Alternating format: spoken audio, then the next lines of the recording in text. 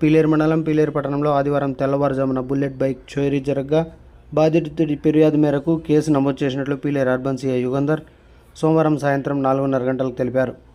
ఆయన తెలిపిన వివరాల మేరకు పీలేరు మండలం పీలేరు పట్టణంలోని పీలేరు తిరుపతి మార్గంలో గల ఆర్టీఓ ఆఫీస్ ఎదురుగా ఉన్న రెసిడెన్సీలో అష్రఫ్ అనే యువకుడు రూమ్ అద్దెకి తీసుకుని తన బుల్లెట్ బైక్ను రెసిడెన్సీ ఎదురుగా వాహనాల మధ్య సైడ్ లాక్ వేసి రూమ్లో నిద్రపోయినట్టు తెలిపారు. అయితే ఉదయం లేచుడుగా బైక్ కనపడకపోవడంతో సీసీ కెమెరాలో పరిశీలించగా ఆదివారం తెల్లవారుజామున 1:40 ప్రాంతంలో ఒక వ్యక్తి మాస్క్ వేసుకుని వచ్చి బుల్లెట్ బండి చోరీ చేసినట్లు తెలిపారు. బాధితుడి ఫిర్యాదు మేరకు కేసు నమోదు చేసి దర్యాప్తు చేస్తున్నట్లు తెలిపారు.